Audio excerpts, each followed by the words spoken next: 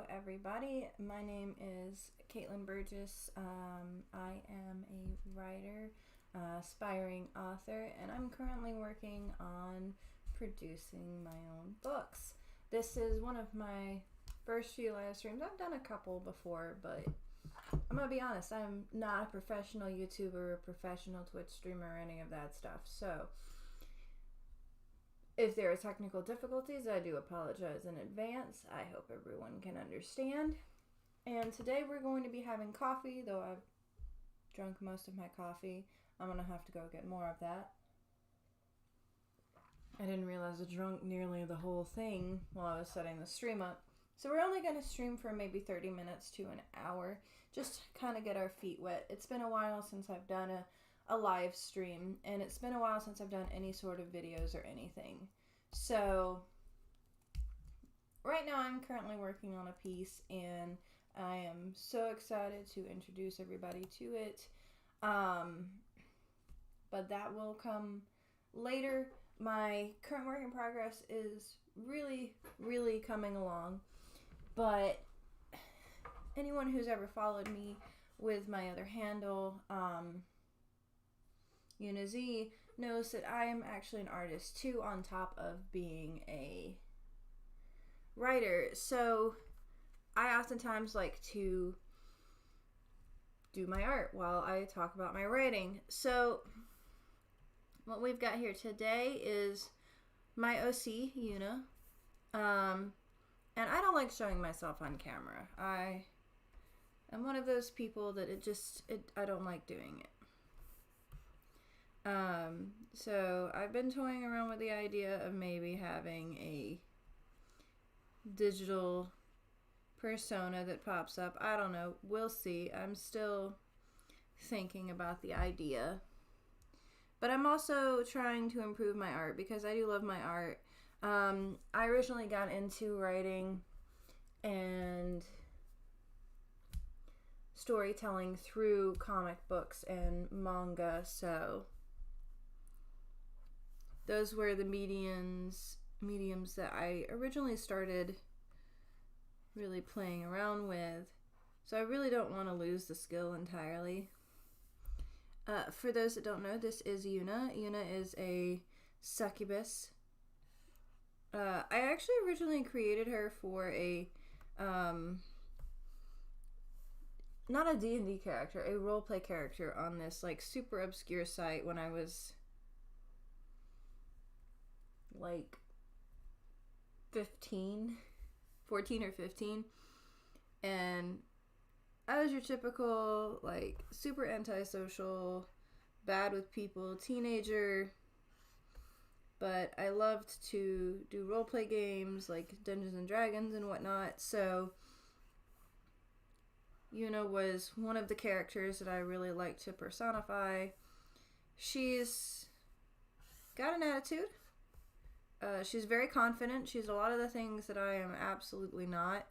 I have been trying to personify those characters a little bit more, learn a little bit more confidence myself, and learn how to be more open and charismatic, I guess. I've always wanted to be a charismatic individual. I am not a charismatic individual by any means.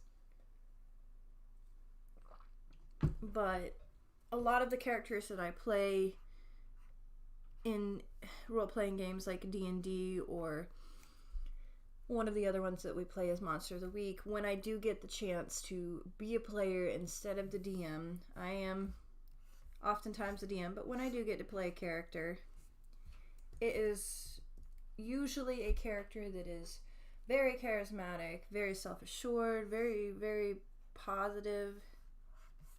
All of the things I want to be, and yet for some reason just cannot be.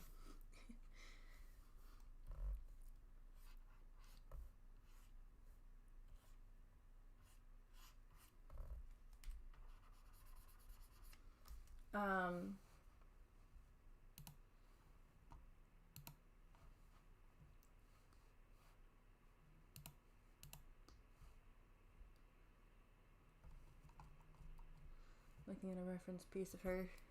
It's been a while since I've drawn her. I always need to be drawing with your references. when I first started drawing, I always did this weird thing. It was super big in anime at the time where you have the two little hair swoopies or the hair over the nose. And I used that for a long time as a crutch because I just was not good at drawing eyes. And the space in the eyes would look very weird. And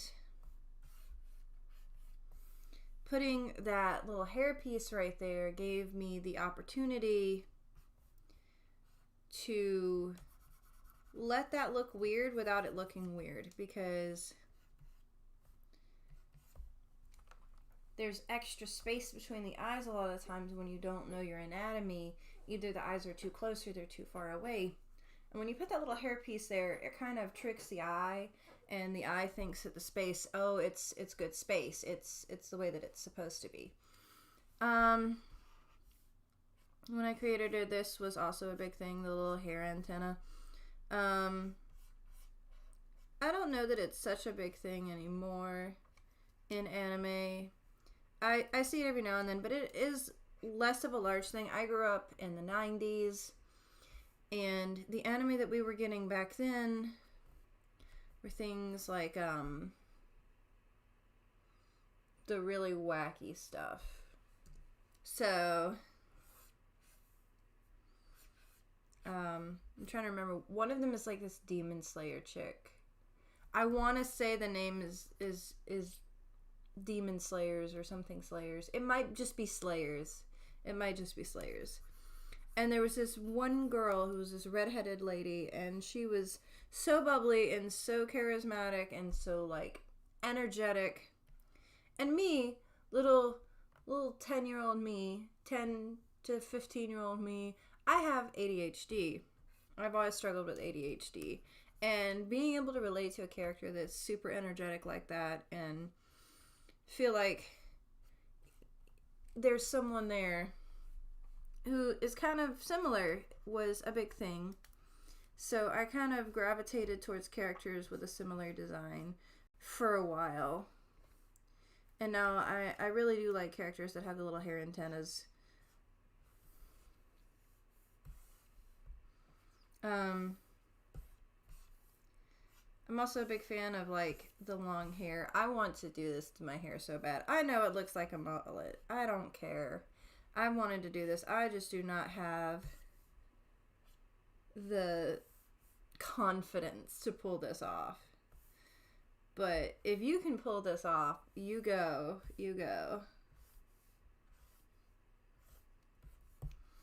And we're just kind of right now laying down some groundwork lines. We are not committing to anything. I have kind of a standard pose going on here. And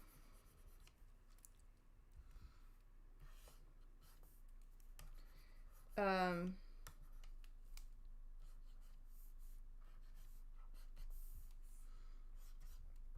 have never been super great at the arm cross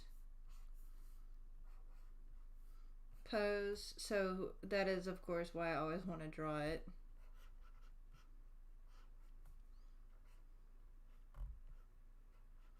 And like I said, we are not committing to these. I'm just blocking stuff out. So if stuff looks weird, don't worry, we're gonna fix it. Is this the way that you should be drawing? Absolutely not. You should totally be using like references and understanding the anatomy and not just jumping out at it. At least when you've had the like sheer amount of schooling and years of experience that I have. But I'm lazy and I'm talking, so we're just gonna do it this way because that makes sense. That looks so great, y'all. It looks so great. I can do really good work. I'm actually currently, I don't know if anyone here has followed Ross Tran. I'm actually in his boot camp right now. So I'm really, really enjoying that. If you haven't done his boot camp or if you haven't heard about it, I highly suggest checking it out. It's helped me a lot to realize that my skills are super rusty and I need to be practicing more. But it's also given me exactly what I needed to practice.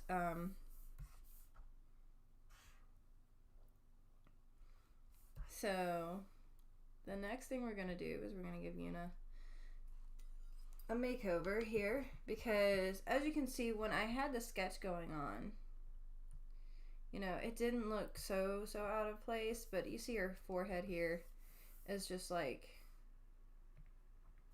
her forehead here is just like way too big. Like, what is this? I could put a castle on top of this and like no one would think it looks weird. So I don't have Photoshop. I had Photoshop at one point, could never figure it out. So I use Clip Studio, and the mesh transformation is usually one of the best things that I've found to kind of simulate that. And it allows you to kind of move things around. I'll tell you, it is also dependent on how many points you have. Sometimes less points are better. But you see right here,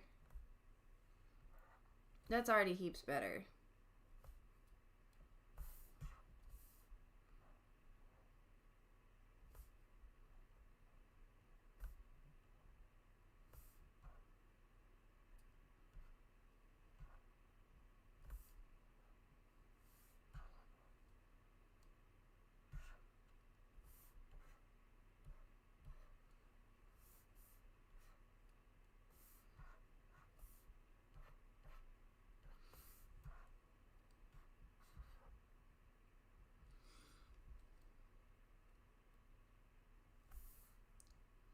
Okay.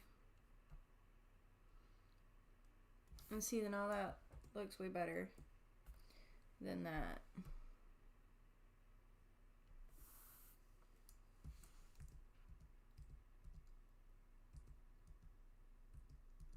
Her forehead's looking better, everything's looking better.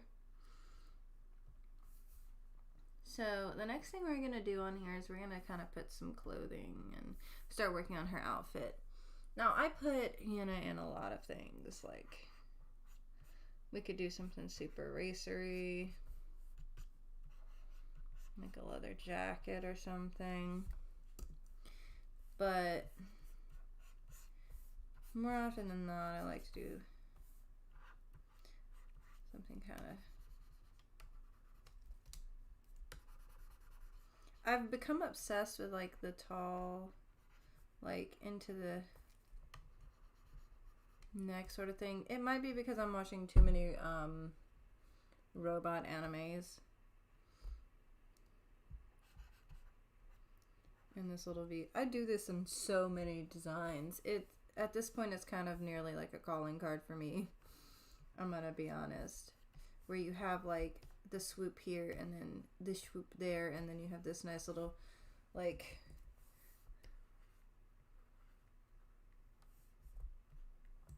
weird area there that just the eyes drawn to instead of exactly where it needs to be.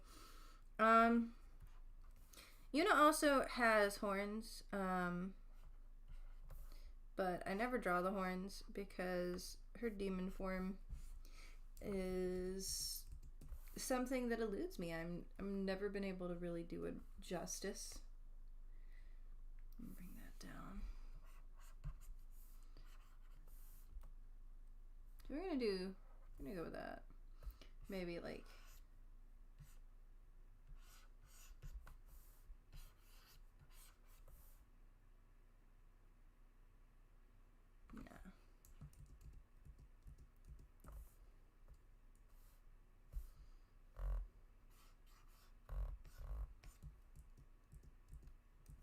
I'm wanting to like put some like robot-esque things right there. I don't know why. I work in a lot of layers, and anyone who's seen my work and watches me do it, I work in so many unnecessary layers that it's unreal.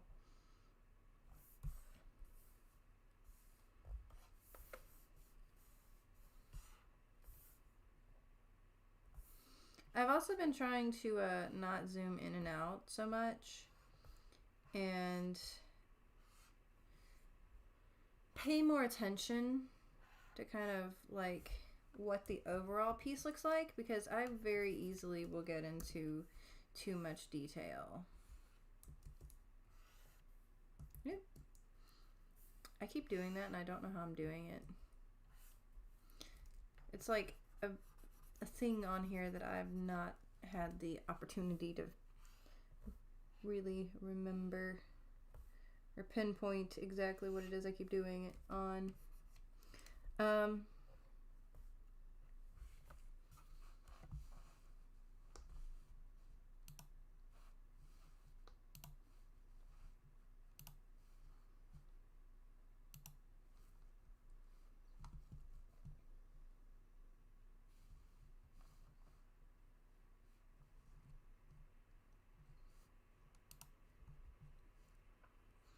So yeah, it's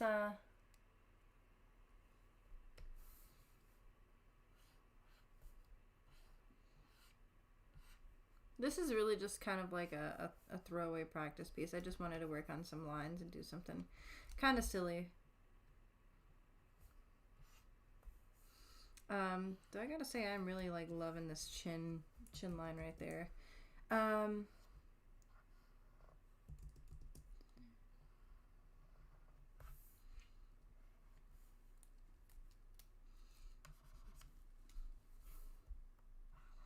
If you guys hear a lot of scraping, that is because I am churning my tablet. Because why not? I grew up on like really dark anime and media. Like, I think one of my first video games I ever had was the Disgaea series. And I freaking loved the Disgaea series. I started with number 1, or no, I started with number 3, the Rose one, or Rosalie, or whatever. And that was my first introduction to the series. I have since watched the anime and played nearly all of the games. I really loved The Witch and the Hundred Knight. It had the same feel and the same kind of aesthetic look to it. And whenever I do really super stylized work like this, I always tend to draw from those kind of influences. The big hair, the exaggerated features, the like... And it's something that I've only recently started to notice. I'm still working on my style. I've been doing this since I was 6 years old. And working on my style is still something that I am trying to figure out. Like I said, I'm not a super confident person. I'm not great with people. I am not great with social situations, and so I'm constantly thinking to myself, okay, well, this is not as good as what so-and-so did, or this is not like a nice style. You need to change it, or you haven't developed this style enough. And that is a really bad pitfall to fall into. If you're going to fall into it, be prepared to be stuck there for a while. And I am trying to dig myself out of that and just be like, okay, just draw the crap and get it over with. Draw it how you see the piece. I can draw super, like, hyper realistic. I can draw super cartoony. I can mimic other styles because I spent so long when I first started copying other artists' work. Like, I was a huge Sailor Moon fan. And my grandmother, she had this Sailor Moon book. And it was like the Sailor Moon art book. And she got it because she knew that I loved the series. She didn't even know anything about the series. She just knew that I loved it.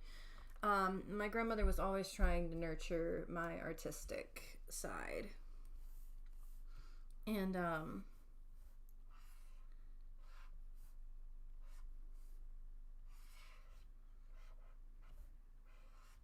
she would have this book, and I remember spending hours like wetting paper so that I could lay the paper on like the hardback front cover and back cover of this book and draw with a pen on this paper, because when it was wet you could kind of see through it, because I didn't have any like tracing paper at the time.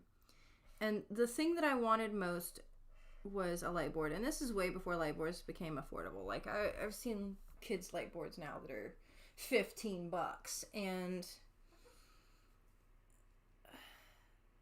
back then I think they were like anywhere between like $50 to $100 for like a super small kid one, and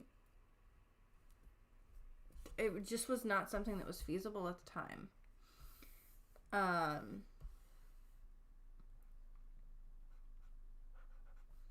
But my grandmother's really the one that nurtured a lot of my stuff. My mom did too, but I really remember sitting there in my grandmother's apartment drawing Sailor Moon on wet paper. And I have a Kazamon from Digimon. I think it was the third season. It was like, the third series. I don't even know you can call them seasons necessarily. It's like every season was technically a different set of Digimon. And they all had different rules. I never understood that. As a kid, I didn't question it. But as an adult who writes stories, I'm like, where's the continuity in this? It says digital monsters, but like every new season the rules change. I don't know what to think of it. But as a kid, I love that stuff. And my grandmother had this cardboard box from a dollhouse that she had bought for my sisters and my cousin to play with. Because my grandmother was blessed with 4 female grandchildren and 1 male grandchild. And of course I had like almost no interest in the dollhouse or the dolls. My interest was in the cardboard box painting on the back of this big cardboard box with like apple barrel paint. And I drew out this Kazamon, and I look at it right now and just go, oh my gosh, it's so awful. But it means a lot to me because I painted this Kazamon, who was my favorite Digimon at the time, for my grandma. And I still have it. She passed away this November that just passed from lung cancer. And while we were going through her things, I found it. Well, I didn't find it, but my mother found it. And I cannot believe she kept this thing because it was so awful. I drew this for her when she was living in an apartment downtown, like when I was like 14. So she's had this thing for 15 years. And it's just paint on a cardboard, like, dollhouse box.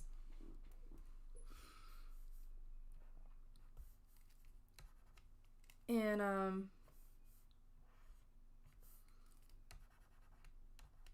so that really surprised me. I've got it myself now, and it's gonna get hung up somewhere. We'll see. We'll see where. I miss her every day. And I actually got married this March on her birthday because my grandmother meant a lot to me. She was there for me for all of my writing journey, on all of my art journey. She was always willing to see whatever piece that I had produced. I lived with her for a year or two when I was just starting out trying to be independent. And she would listen to me just go on and on about my stories. And anytime I would write any significant amount on a piece, I'd come up to her and be like, hey, Nanny, you want to hear what I just wrote? Because I just started like really getting into writing. I wrote my first piece at 16. And it's actually the beginning of the story of the piece that I'm working on right now. I finally had to be like, look, you're going to have to sit down and you're going to finish this. But,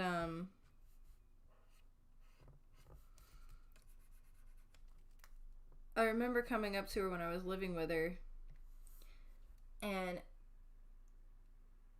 just holding my laptop. And I had bought this thing.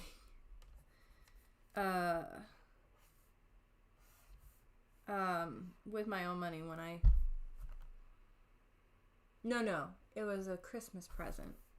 The Christmas present from my parents. It was really the first big Christmas present I had ever gotten. This little $200 laptop. I remember holding this laptop with like all kinds of stickers all over the back of it. And reading her one of like the most embarrassing stories looking back at it. It was so horribly written. And I'd only been writing for a couple of years at that point. And like really, really writing, not just like, oh, this is a cool idea, let me write it down. And she would listen. And she would tell me what she thought about it. And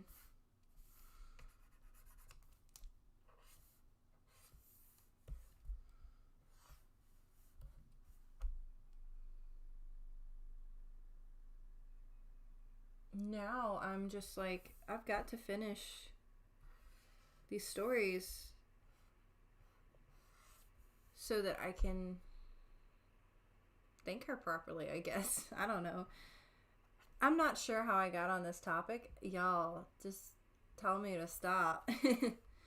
Going down memory lane. Like, my whole family has been mega supportive of the fact that I am an artist and that I want to do this professionally. And they've been supportive of the fact that I am also a writer. And I have always wanted to tell stories. To me, it's not necessarily about the medium. The medium is, you know, which medium is really best for like the story itself. Like, would it be best to have this medium in would it be best to have this medium be a artistic medium, or would it be best to tell this story with words? And sometimes I'm all for the artistic medium, and sometimes I'm all for the words. I actually struggle with it sometimes, though.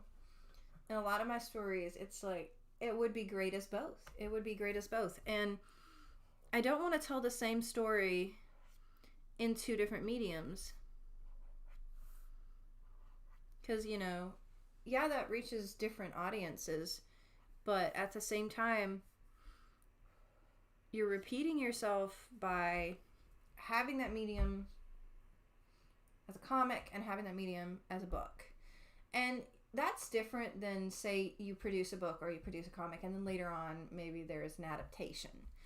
That's completely different. Like, I'm all for adaptations. I've seen the Twilight adaptations, and I know a lot of people are, like, not huge Twilight fans. I'm not a huge Twilight fan. Like, when Twilight first came out, I read the books. I loved the books. And then as an adult, I try to reread them and I'm just like, how did this get published? And there is nothing wrong with that. I commend Stephanie. She got in there, she published, and she killed it. But then also it's kind of like, there's so many good books that are just written so well, and then they don't ever see the light of day. that's just how the industry is, and that is another reason why I want to be self-published and handle most of what I do on my own.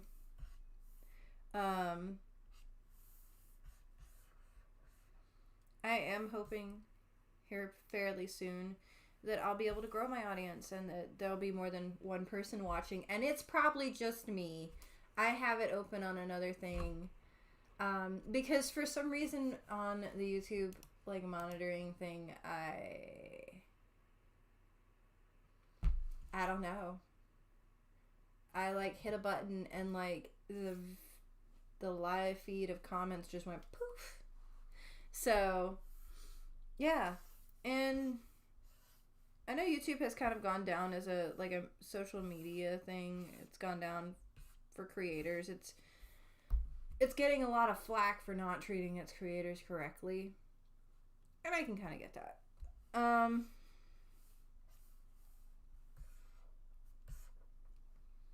But like, I would love to have my work featured in places. I would love to be able to do this professionally. I'd love to share my stories and my writing and my comics with everyone. Right now, I am actually producing 2 comics. They're essentially pilot comics. I'll be producing both of them here pretty soon. Hopefully they'll be out on... I'm still deciding which place to be posting them. I'm leaning towards Tapas,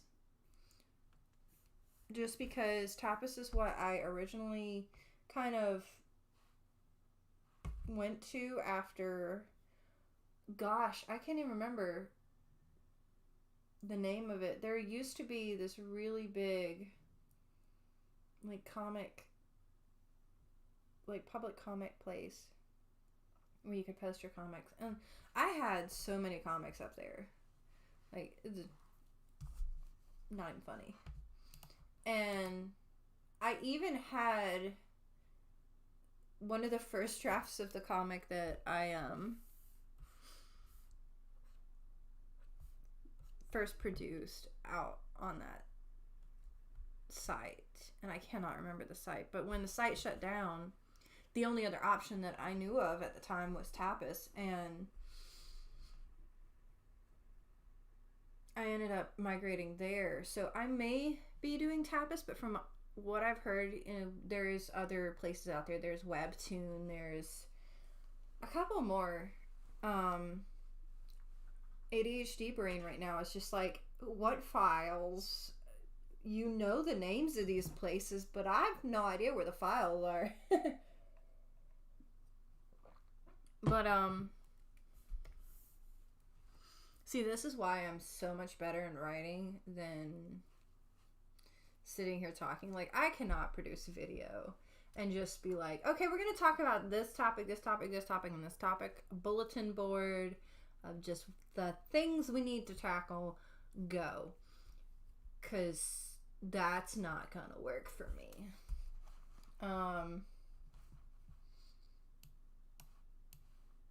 I will get lost. Ooh, I will get lost.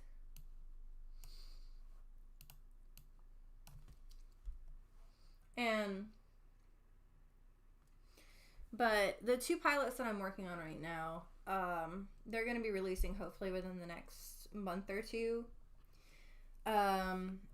They're still in development, but the goal is to release both around the same time. They're both going to be around 15 to 20 pages, and they'll allow me to tell like which one might be a better way to go, and depending on the popularity of them, I will pick one and kind of roll with that one until I get the story told, and then maybe we'll come back and look at the other one. I have found for my writing, for my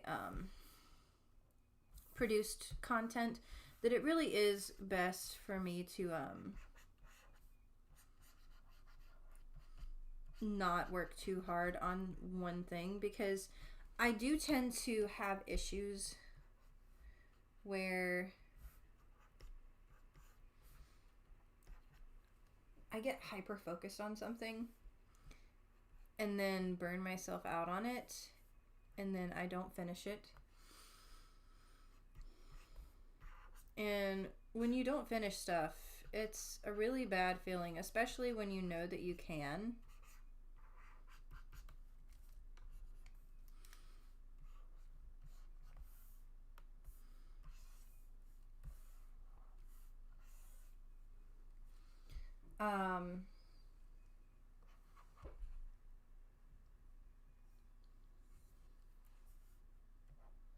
We're at least gonna get through this line work today.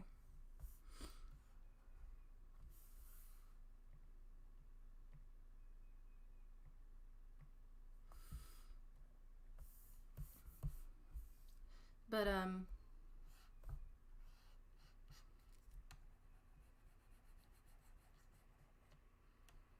I'm still like very new to producing content, even potentially professionally. So I'm still kind of working out the kinks about what is good, what's a bad idea. Once I get a little more followers, if that ever happens, I'll definitely be putting out polls and stuff to see, you know, what kind of content you guys want to see. If you want to see more comic content, more writing content, advice. Could also get content on, you know, what kind of like comics you want to see. Because I have a lot. I'm going to tell you. I've got one comic right now.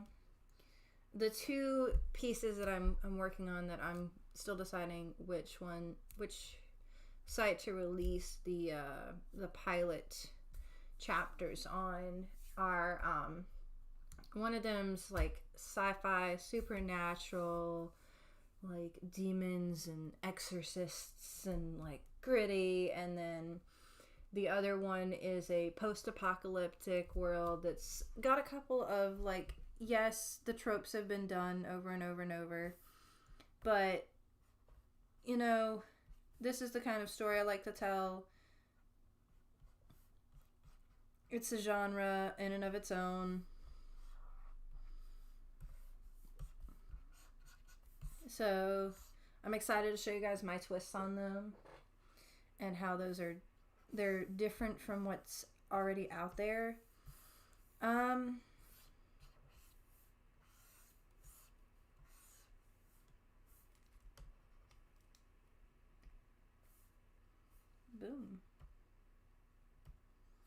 Do I have something a little cleaner, a little nicer going on here now?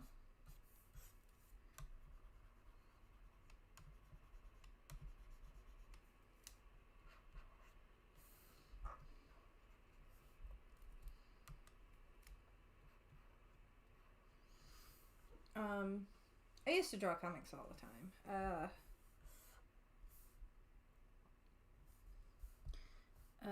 My great-grandmother has a porch that overlooks like this big hill, and I actually live directly underneath her now.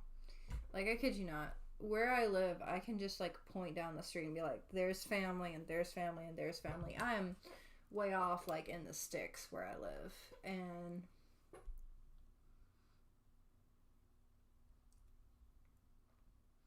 like I remember sitting on this porch and I drew an entire comic sequence on this porch with a Pokemon card to block out the blocks, because I did not understand how panels worked at the time. And a pencil. And I've got it somewhere still because I do not throw anything away. I think I have probably every piece of paper that I've ever colored or made a scribble on. I need to fix that because my room is like my office room is such a mess for it. And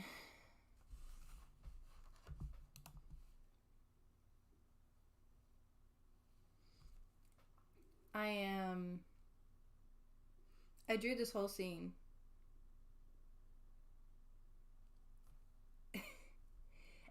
And looking back on the scene, it is so weird. I don't get it. But it made sense to me at the time that I did it. And it was so cool because I had this one series that I worked on. And it was like Magical Girls in Another World. And this was before Magical Girls in Another World was like popular. And I so should have jumped on that bandwagon before it went super popular. But anyway, it has been about 40 minutes. We've got our line work done here. And I'm going to have to wrap it up here. I'm going to go get some more coffee because I have 800 words that I still have to write down. And then I have drafting to do for the 2 debut comics. I'm hoping to see you guys here next week. I'm going to come back in next week at around the same time. We're going to do some more sketching and some more talk, if you guys are interested. I am also eventually going to be changing my name. And right now I am Caitlin Burgess, but I recently got married. And since I do not have such a massively huge following that it is impossible, my name's actually going to be changing to Elizabeth King because Elizabeth King is just so much cooler, and my new last name is going to be King. So, and I mean, come on, like, if you were to see a book and that book had a really nice, like, just really great front cover and it said Caitlin Burgess, and then the same cover was next to it and said Elizabeth King, which one are you going to pick up? I don't know. I'm still thinking on the name change after getting married. But we will see if I keep my author name the same or not. If you guys enjoyed the live stream, please feel free to hit that like button, subscribe. You'll be able to come in next week when we come in to do some more sketching and book talk, and I reminisce about the weirdness going on in my life some more. Keep a lookout over the next couple of months because that's when we will be seeing the 2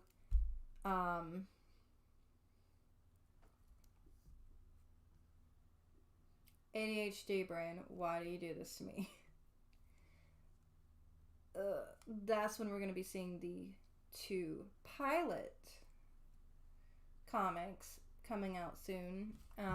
I'll be sharing some stuff with you guys over the next couple of months while those are developing and I'm getting them out.